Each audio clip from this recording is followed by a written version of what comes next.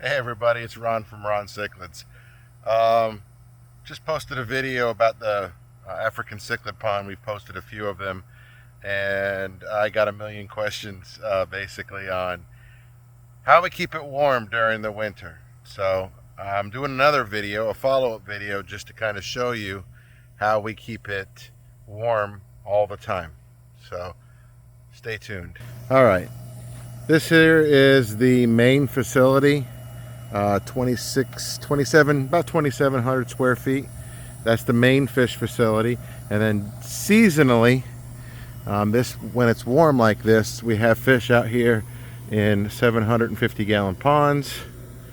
And then in there's 18 275 gallon totes, like those ones in the back, but we keep them in here and they're full. Okay, so approximately 40,000 gallons of water is being used to raise fish, and we're doing 50 to 100% new water per day into all of these tanks. Okay, so all the water from the facility and some of these tanks over here come through these drains.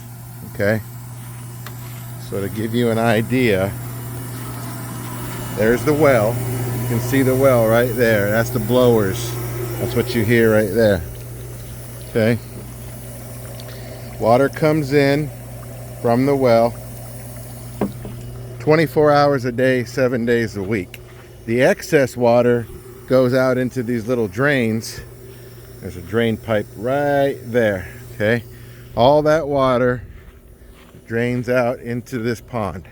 So inside the building, most of the water is 78 to 82. Out here in the sun during the summer, this water could be up to 84, 85 degrees. All of that water, all of it, which is about 1,200 gallons per hour, comes out. One pipe is right here, and then one pipe is right here. I know you can't see it this time of the year, but there's 1,200 gallons per hour coming into this end of the pond. This is water hyacinth. This acts like a insulation. So we have a weir, W-E-I-R.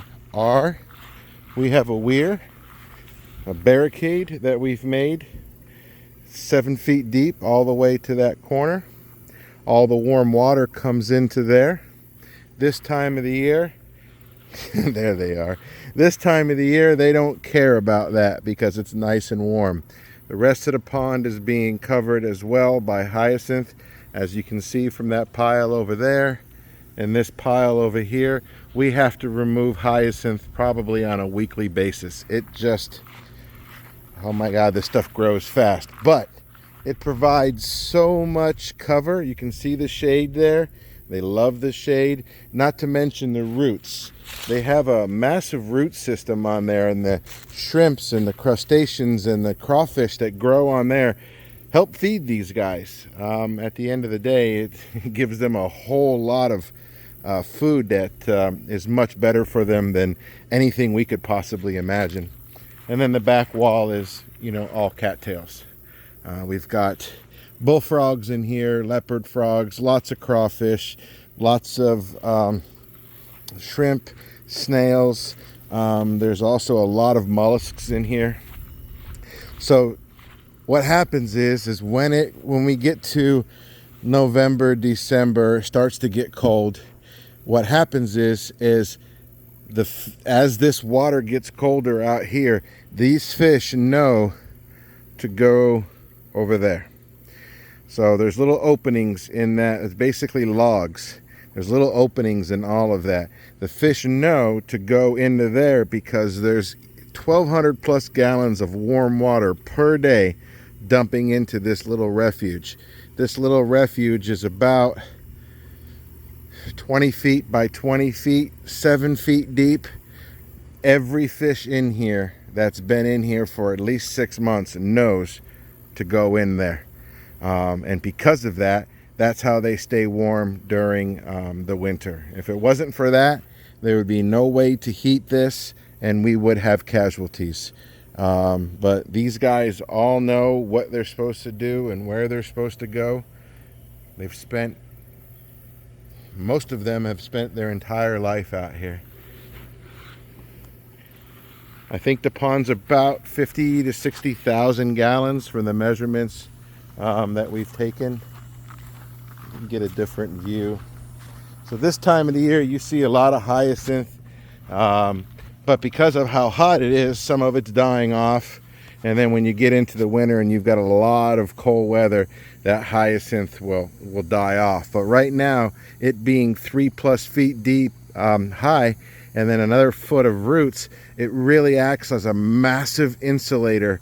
Like you'd put, insulation in your house, it acts as a massive insulator. So that cold air that comes in contact with the water can't come in contact with the water because it's being protected by these plants.